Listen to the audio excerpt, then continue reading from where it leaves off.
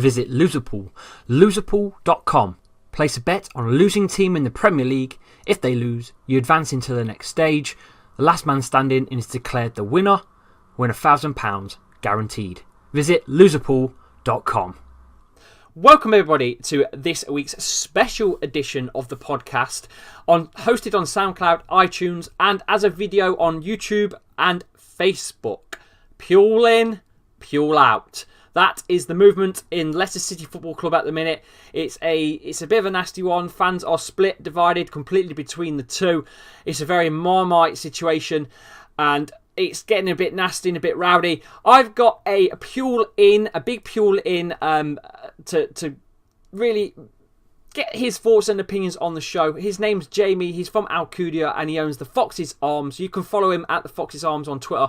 And we have a Puelouter. He was on the fence, but now he wants him out. It's Mr. Anthony Howard. You can follow him on Twitter as well at LCFC Boya. He does some YouTube stuff as well, so make sure you check him out. Right, let's get them both in. Come on, guys, bring yourselves on. And I'm going to start with Anthony, who is on my right. Anthony Howard, how are you? Yeah, I'm good, mate. You? Yeah, I'm good, brilliant, mate. I hope you're up for this. I hope you've took some notes down. Yeah. Right.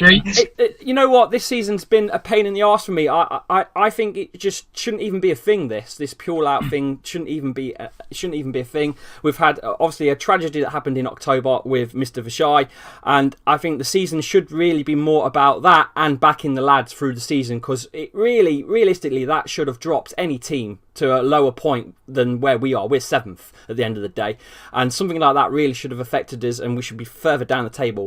So I don't think it's even a thing about a Puel in or Puel out, but there you go. But what's your take on, obviously you're a Puel outer, what's your take on Puel? So the first thing I want to say is the fact of backing the lads and stuff that you said there. I think just because I'm not a fan of the manager doesn't mean I'm not going to back the lads and back the team and everything that he's doing. If he makes a decision whilst you're at the game, you back it. But when you sort of reflect on it afterwards, you can obviously criticise it and say what you think's wrong with it. But as you said, though, obviously with everything that happened with Mr. Vici, I don't think that getting rid of Puel now would be the best solution. I think he's got to see out the season, but I don't think he is the man to take us forward. Okay, so you don't think he's the man to take us forwards, but stability right now is, I think, what we need, and I think Puel gives that. Wouldn't you agree, Jamie? Yeah, I understand what a lot of the Puel out saying and that, but we need stability. Keep swapping and changing managers. You see it with a load of other clubs that just don't give him time. I know people keep saying, well, he's had a year, but he can't change it overnight. You need to be given time to build it. He's bringing the young players through. He's doing that, and they're showing the benefits of playing week in and week out. A lot of clubs bring them in for 1 week, and then they don't play about 4 or 5 weeks. So I think actually stability is what we need to keep the manager, and we take it from there, and you just keep going and see how it goes. We're 7th in the league. What more do people want? What more do the Puelout fans want than 7th in the league? Yeah, to be honest. Yeah, I completely agree, mate. I think at the minute it's a very fickle fan base we have in terms of the Puel thing. It's gone a bit Marmitey, hasn't it, between fans? There's a line down the middle. There's no middle man. I'm trying to be the middle man because I don't want him out. I don't want him in. I don't want to even think about it. I don't like Puel's style of play. Don't get me wrong, I find it very, very boring. You know, the football sideways. Like you've already said this before yourself, and the goals have even proved that we don't score many goals. It's a bore fest, to be honest with you. The amount of times I could have pressed a snooze button down the KP is unbelievable. You know. So going back to Puel Ant, what's the other? Is there any other particular reason why you want him out? Okay, so I've actually got a few. So it's not being able to beat teams that sit deep, because that's been a problem throughout this season against Burnley, where realistically all they did was sit behind the ball. We couldn't beat Burnley. Fulham, who else? Obviously Cardiff just played. Like, I don't expect to win every game. Like, don't get me wrong, but it's teams that we just cannot break down teams who get men behind the ball, and that sort of almost brings me on to another point that I've made of Adrien Silva. He could be that man, and it's almost as if Puel's isolated him out of the team, because Adrien Silva finished last season so strong, and we haven't seen anything since, really. Your take on Adrien Silva says a complete different story to me, Jamie. To be honest, he came from the Portuguese league with quite a high reputation in the Portuguese league in foreign football. Yeah. He comes in, he played. I know he was unlucky the way he started. He was 14 seconds late. We can't blame him on that one.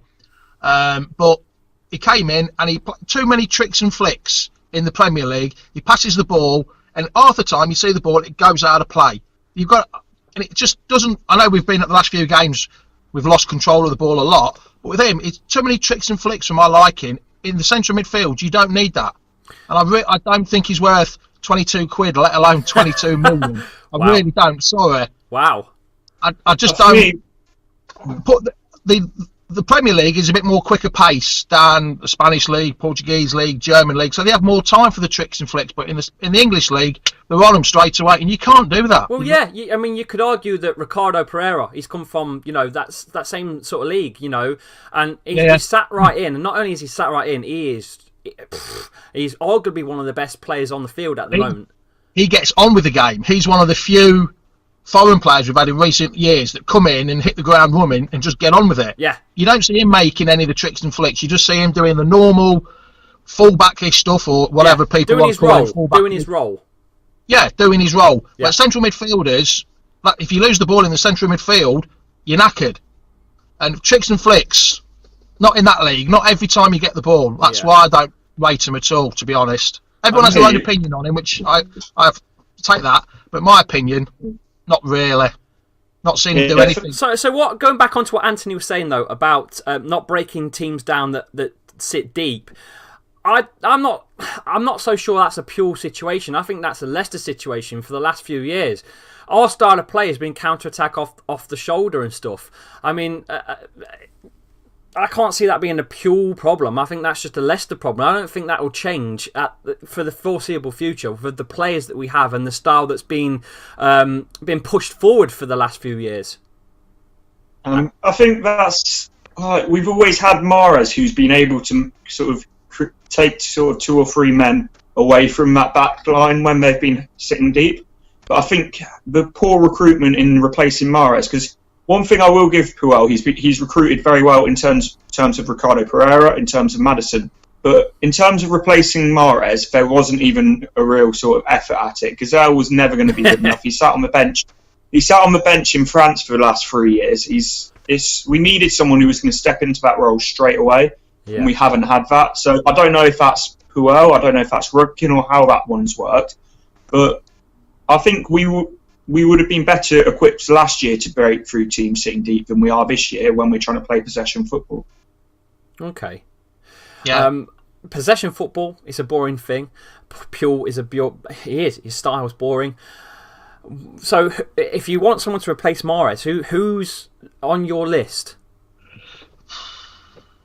That's a tough one, isn't it? There's so many options. But there's obviously, it depends how much the club are willing to invest in a winger, to be honest. But if, say, we sold him for 60, so if we were going to invest 40 million into it, because the money must be there somewhere, then there's options like Lozano, Leon Bailey, like so many very, very highly rated wingers.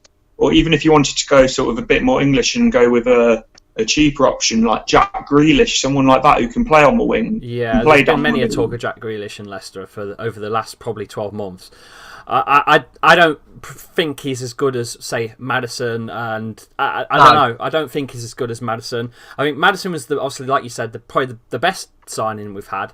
But I think we shouldn't be looking at replacing Mahrez. I think what Puel's got at the minute is with working with wing backs. Leicester have never really worked with that wing-back system that he's had now, with sort of like your Chilwell on the left and your Gray, and on the right sort of, like your Albrighton and your Pereira, or someone behind Pereira, like Danny Simpson. I think it works. The last time we played that was under Nigel Pearson, a regular 3 at the back or 5 at the back, whatever you want to call it. Yeah, Lloyd Dyer, going straight down that. We played it for 10 minutes against Burnley, and then Johnny Evans got injured. But then that's not a style that Puel likes to play, though, 3 at the back and wing backs. Although I think we've got the players to play that. Yeah, quite interesting to see. But I don't think he won't change his style. He'll always have two central defending midfielders first. Yeah, that's what he'll always have. Yeah, for me, it's not even about. For me, it's not about replacing Mahrez in terms of how he plays, though. As you're saying, it's about replacing Mahrez in terms of someone who can get the assists, get the goals. Because Damari Gray, I like him, but he's not that level yet. No, Gazelle, he just looks like a donkey. Being everyone's honest. I think on the same idea that Gazelle's not that great, and I mean he's had a few good touches. He pulled in a cracking shot. I think was it against Cardiff, but. Yeah, I know what you guys are saying, and I think it was more of an Algerian purchase for shirts. I'm sorry, that's my opinion. You know, everyone's got their own opinion. Yeah. That's my opinion. I think that's just to keep the Algerian market going. Well, I do think, though, we've had a lot worse players than Gazelle, though, over the years. Yes, certainly. Some people are saying he's the worst ever player to pull a shirt up. No. I don't think... I could think off the top of my head one player, Junior Lewis, quite easily. Akinbaye?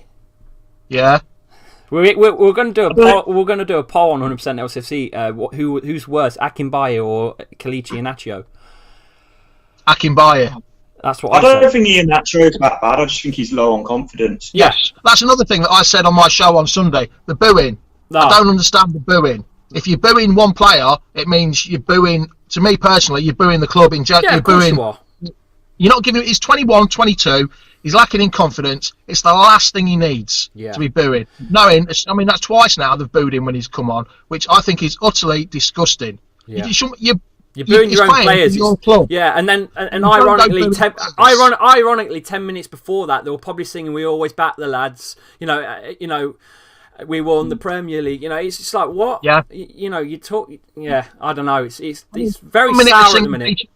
1 minute they're singing "Vici I Had a Dream." Yeah. The next minute they're booing a player. You can't have that at all. You've got to be 100% behind them, or whatever. Because it's doing my head in at the minute. Some of the comments on social media are disgraceful about it. Really it's bad. I mean, like I said, the Puelout, the Puelouts. It's bad because I understand why people want him out in a way. Because of obviously it's boring and blah blah blah. It doesn't bring a bit of finesse to the style of play. But we're freaking 7th in the Premier League. We're top of the rest of the league, behind the big 6. Yeah. You know, I think us being 7th. This isn't me trying to be negative, by the way. This is just me sort of analysing it. It's just because other teams around us have been also equally inconsistent, not because we've been particularly special.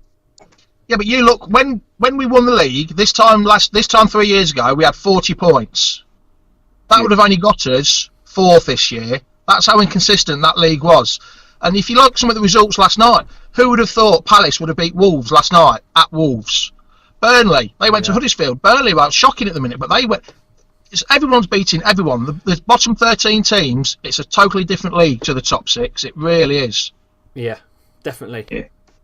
I think when Leicester lose a game, it's all on Puel. Every single thing, every negative thing is towards Puel. It doesn't matter how we lost, even if it was like a very controversial, I don't know, penalty in the 90th minute and we lose 1-0. Yeah, it's Puel's fault. Like, I don't know, I don't understand how that works, Jamie. I mean, we played Chelsea.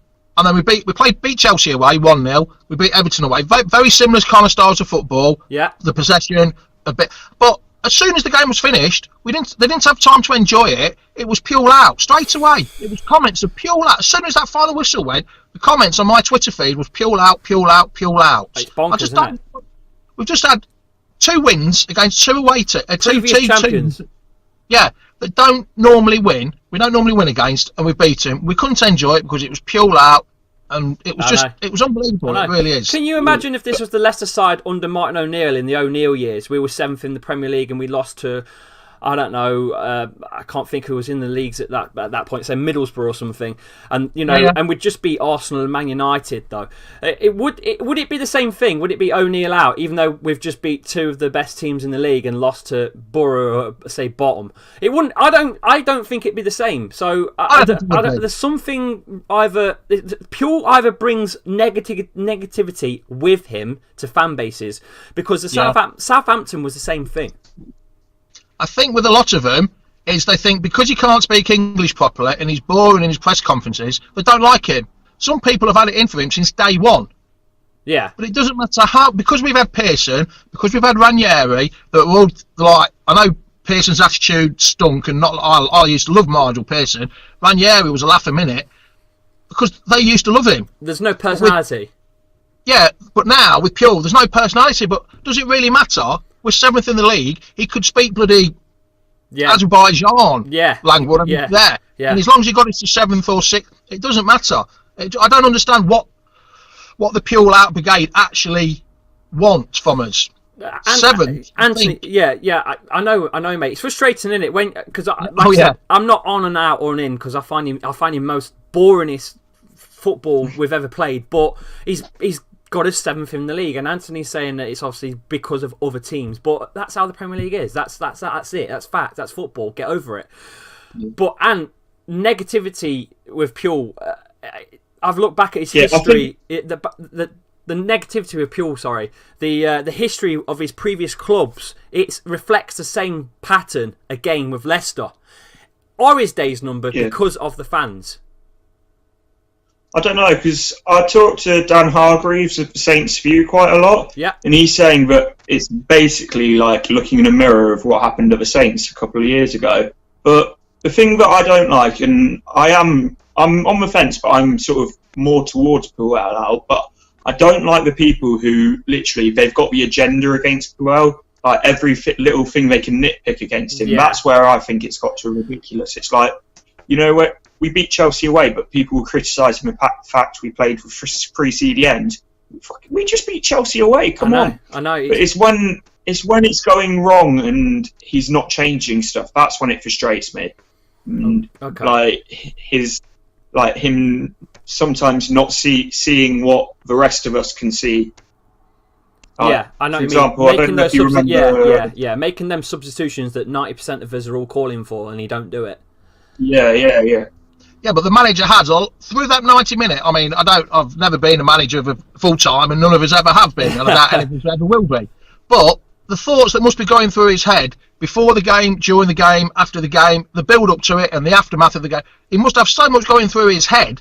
It's got to be hard work for him to be actually concentrating the full 90 minutes and seeing every little thing that goes on. I don't think you can. That's why he's paid for big money. That's why he's paid for big money to see that. They're not paid that much money. The managers are not, compared to some of the players. You've got to take. But anyone's not paid a lot compared to the players. We've got a battle now between managers and managers' funds now, guys. Surely, even though we lost, we lost to an absolutely stunning goal, which I think it was. You can't fault the goal at all. Yeah. The players have got to take a portion of the blame. I'm afraid they have. You can't just keep blaming it on Puel all the time, every little thing. Did he tell Maddison how to take penalties? No, because Maddison's took his penalties like that every single game. Yeah. We had 17 attempts on target. Don't forget, Jamie, it's Puel's fault. That was Puel's fault, though. Oh, yeah, that's what they keep saying. The 3 penalty misses against Man City, that was Puel's fault. You run down the middle, you run it hard and low right down the middle, and the keeper has not a chance. These stuttering runs. That's all right. You can edit that one out. That's all right. These stuttering runs are no good, but he still gets the blame for absolutely everything. There's one, I won't mention his name, but there's one person on Twitter at the minute that is really doing every week, day in, day out. He's putting comments in about it. I mean, he put one yesterday. We've lost 22 points this year. Yeah. How can you say we've lost 22 points? That means we'd be 1 point behind Liverpool. Yeah. They haven't lost a game all season. I know. I know. But that's creating an illusion and an image of what Puel's lost us to rage the Puelouts even more. That's all that's for. Yeah. And fair enough. Look, at the end of the day, we've all got our own opinions and we've all got our own things that we make stuff to get more likes and more views and more. That's what we're doing right now. But I'm so against this Puelout stuff. I'm just fucking sick of it myself. There you go. I swore.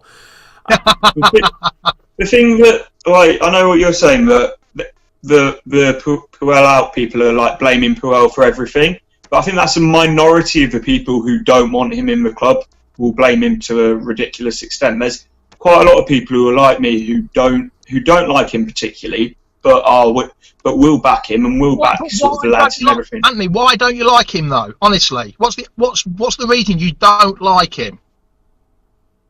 style of football, it just honestly sends me to sleep when I'm there. Honest to God, it is ridiculous. But would you rather have a Kevin Keegan stylish and lose 4-3 every week and be fighting down the bottom, or be up near the top, not up near the top half of the table, winning 1-0 away? I mean, when we won the league, we had 5 1-0 wins on the trot one week. No one moaned about that. Now all of a sudden we're winning 1-0, but the style was bad. I think the fact is that back when we won the league, we were playing to a style that suited our team. Now we're playing to a style that does not suit the players that we have. Because Mark Albrighton, I love Mark. He is not a player that can play possession football and find him the gaps in the pockets of space, but you need to be able to play Puel's system. Yeah, against Chelsea and Everton, when he came on, he changed the game. Yeah. Yeah, but those games aren't the ones that I've got the problem with. Is that when we're playing those kind of clubs, my problem is when we're playing the Fulhams, we're playing the Burnleys and stuff. That's where my problem is, because it's just sideways with no penetration. And the fact that we've got like internationals like Ibora, who's quality player, won the Europa League 3 times with Sevilla, just sat on the bench and stuff, and he's the kind of player in those kind of games where we know people are going to sit back against us. He's got the passing ability to try and put a pass through, try and break that defence down. But I've seen the ball. I mean, I've not been at the ground, so I've only watched. I mean, I have, but not as much as you lot have. I watch it on TV every week. And when Ibora has had his chance, or he's played, he looks too slow to me. I know that's the Spanish football, and I love Ibora. I think he's brilliant. Like you said, he's won all them trophies at Seville and that. And I thought he was going to pull up trees when he came here and storm it. But he just seems off the pace all the time. Whether that's the typical laid-back Spanish it is, with a pint and a cigar in his mouth all the time. Whether that's the way he is, I don't know. But he just seems like he's too laid-back for the Premier League. Same with Silva, like I said earlier. They just seem to be too laid-back for the Premier League. The two of them have carried a name. The last game he played was against Spurs, and those are the teams I wouldn't play him against, the top teams where they're going to be coming at us. I would play him against the teams that are just going to sit back, because then he doesn't have to have the legs. But obviously Puel doesn't see something in him, which is probably why he's being linked away with a move away. Now, boys, sorry just to pull you away from the debate about it, but the fixtures coming up for Leicester. Obviously, we've got the FA Cup at the weekend, which is going to be an interesting fixture. Newport County away. Just a quick question on that. FA Cup, does that mean something? Do you think Puel will again try and go for that, or not? Do you think he's fluffed the League Cup and he just focus on the league now? Go on, Anthony, you go first. I think for the first couple of rounds he'll rotate. If we win those ones, that's when it starts to mean something. But he's not going to go all guns blazing against like Newport. Okay. But the biggest question, Anthony, is if we lose to Newport, is Puel out? No, it'll be a training match with some like youngsters. It's not going to be a full team. I think he should. The thing with the League Cup, I think the reason so many people were so frustrated with that was because it was the exact same thing as the year before, where he rotated against Man City. We could have beaten Man City the year before. Yeah.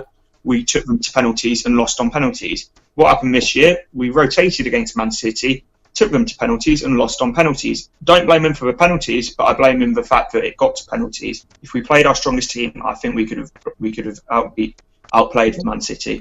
But don't you think, with the games that we've had up after that Man City Cup game, he was right in resting Vardy? Yeah, I don't think it was just Vardy though that he rested. I think it was like Maddison and all. He's tried to sit back against Man City with no creative outlet, and it was a Man City B or C team, to be honest. It had players like Zinchenko, who hasn't played for however long. He didn't even play most of their League Cup games, and loads of different players like that.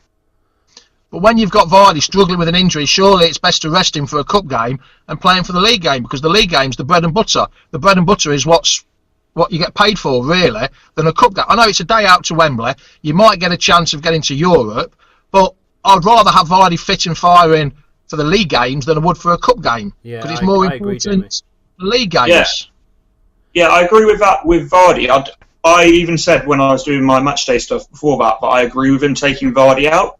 But it was the amount of changes. Like Maddison, I would have happily put Iheanacho in, to be honest, but it was like Danny Simpson playing instead of Ricardo. And I think it was just, he set up negatively from the first minute from that one.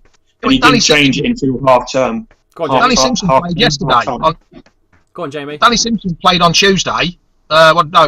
New Year's Day, whatever. What day was New Year's Day? Tuesday, wasn't it? Yeah, he's still counting the defenders out of his pockets, Jamie. Yeah. Yeah, he played. I thought Simpson had a cracking game. Yeah, he did.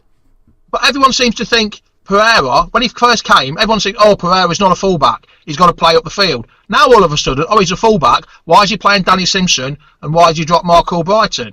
It's back to the same thing. Are we resting players, or is he trying to get the system right for each game we play?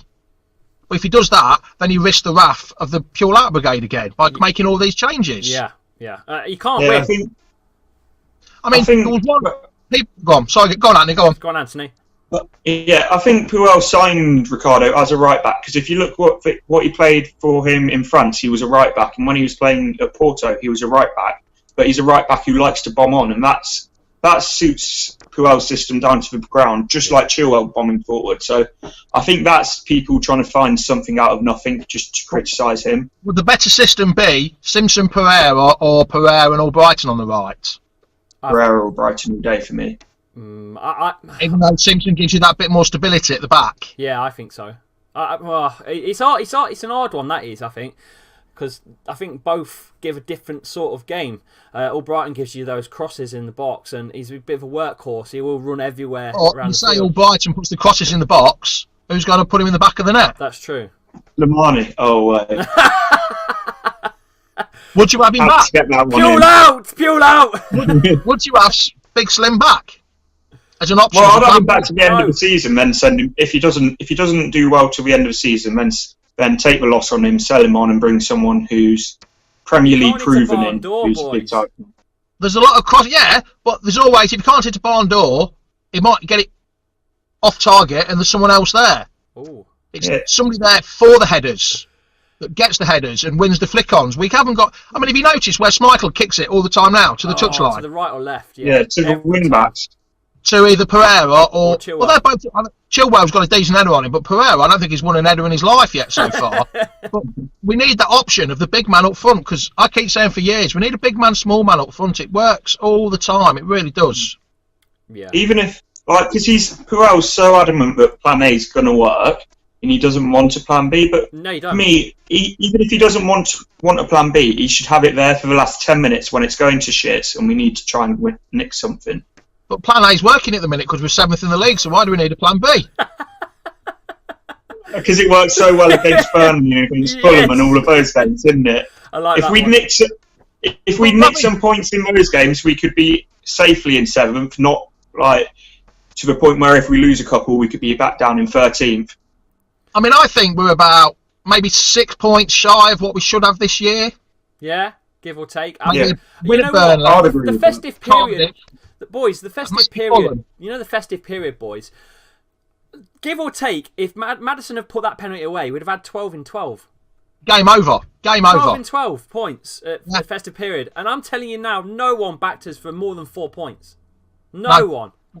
Thing is, though, Lee, they would have still wanted us to get 13 out of 12 points to Puelout brigade. Yes. It still wouldn't have been enough. Yeah, I agree on that, Jamie. We can't do anything. 12 in 12 against them, they'd have still gone, it wasn't very good, though, was it? I mean, 9 in 12. Bloody hell, 9 in 12 over Christmas. What was it, 4 in 12 days? Yes, or 4 in 11 days? It was something stupid, mate. But talking about fixtures, we've got Southampton in the league, Puel's old, club, coming up down here at the King Power Stadium. Points. We've got Wolves, Liverpool, Man United and Spurs as the next 5 games. Now, well, you know what will happen, don't you? You know what will happen. We'll lose the first 2 and win the next 3.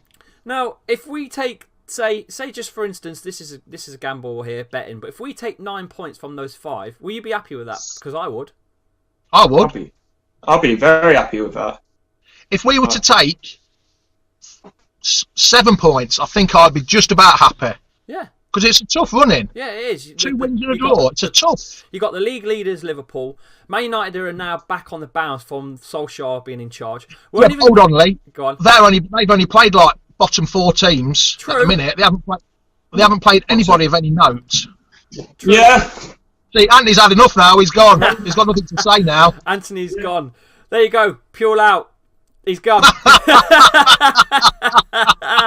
Brilliant. Where's he gone? So, He's back. sorry about that. It's all right. We thought you'd give up with the argument. But yeah, you've got obviously United or Solskjaer's in charge, and Spurs as well. I don't want to like bigging up Spurs, but they are a bloody good side at the minute, and I can see us probably beating Southampton. Wolves is going to be a tricky one because Wolves are very inconsistent at the minute, though, aren't they? yeah, but They're inconsistent and they're only 1 point behind us. And So what? Yeah. So and they're not on about sacking the manager either. no. I don't know. I follow quite a few Wolves accounts on Twitter. They're not particularly happy with him. Oh come on! So- Oh, behave. Don't be. He's got Portuguese B team playing for him. What more do they want? It's unbelievable. I know. I think it's They're ridiculous. season I off on think the it's Championship. ridiculous. They're- Yeah, I know. I think Nuno should stay, but I know that there's Wolves. So hold fans on, who are aren't you happy. saying Nuno for Leicester? No, have you seen his football? It's throw everything at them. Still 1-0 up in the last 80th minute. Still throwing everything at them. He's got no putting the brakes on it and no defending a lead. Jamie, you've just gave me something actually. Here's the one thing I always throw out at the Puelouters is if Puel's out, who's in?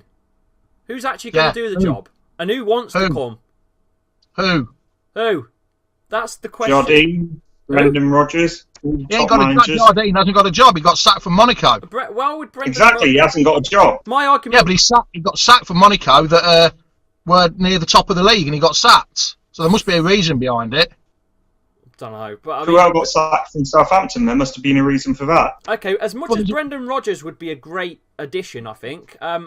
I'm not sure. I mean, I can see. I think Leicester are a bigger side than Celtic at the minute in terms of ambition. But historically, Celtic are a bigger side than Leicester, arguably, right? Why would he leave Celtic to come to Leicester? Apart from English He football? said he wants to return to the Premier League, so like, in the future. So why not Leicester? See, here's another one, Jose. No, don't even get me You started know. on him. See? People have been mentioning, we'll get Jose. Jose will come in. He won't come in a million bloody No, years. and he'd need £300 million per transfer window. We've Conte. barely spent Chelsea. £300 million since we won the league.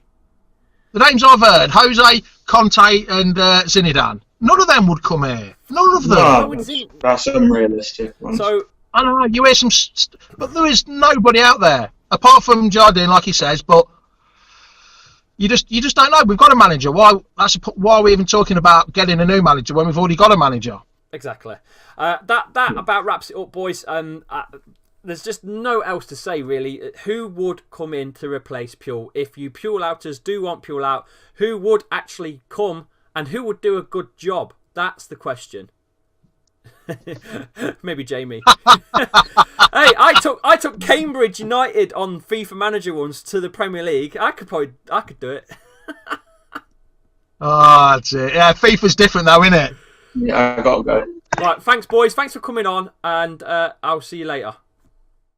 Right, thanks for you guys for coming on the show. It really, really meant a lot. If you guys want to come on the show, in the comments, as a follow-up, whoever you are, if you want to come on the show and have a chat about Leicester and get your voice heard via our channels, just give us a message, give us a comment, post, whatever you want to do, and we'll try and arrange it for you. Puel in, Puel out. Is it really necessary where we are at the minute in the table? Or is some of Anthony's comments right, that it's just down to consistency between other teams as well, which is why we're 7th? Or is Jamie right? Drop those in the comments and make sure you follow and share this video through Twitter, Facebook and wherever platform you're listening to. Subscribe via iTunes and SoundCloud. And above all else, completely stay 100% LCFC. Come on, Leicester.